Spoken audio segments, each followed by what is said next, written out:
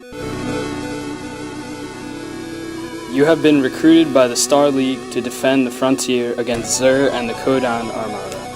Identity verification successful.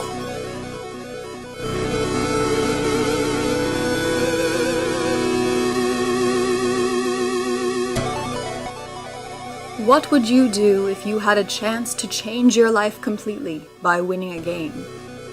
What if everyone else in the world had the same chance?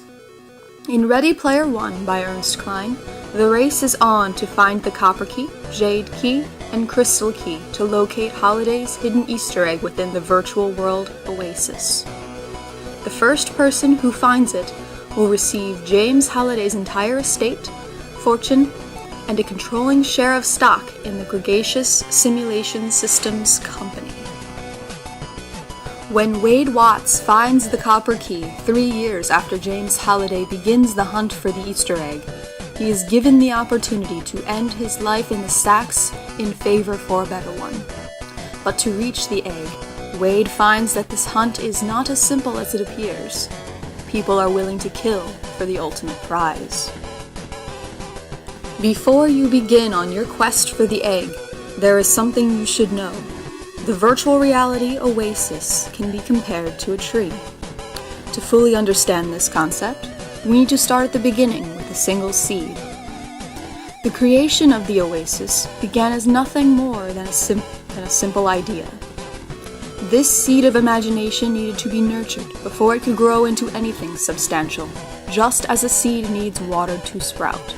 And James Holiday was that water.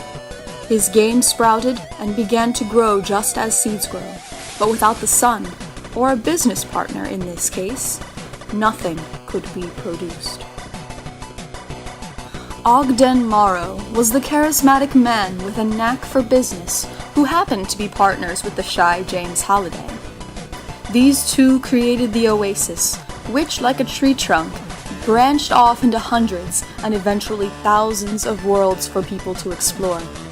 Comparing these worlds to a tree, they would be considered the branches and leaves. Within the many different worlds in the OASIS, life takes place through the virtual reality. People use the simulation to go to school, form relationships, and even purchase virtual land and items. The lives that take place within the game are like the small ecosystems that form on trees, leaves, and branches, oftentimes creating a symbiotic relationship called commensalism.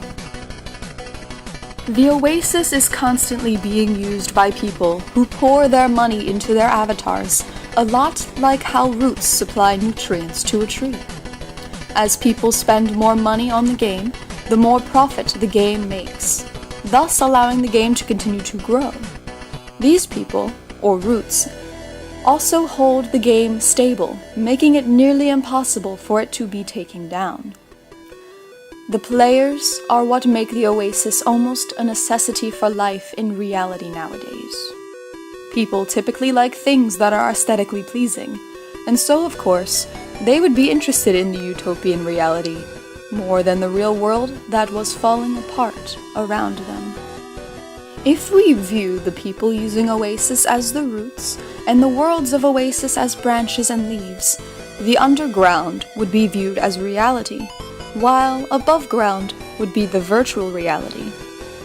Thinking about what is aesthetically pleasing, not many people would prefer to look at the dull underground when they could look at a more vibrant and colorful tree that's full of life.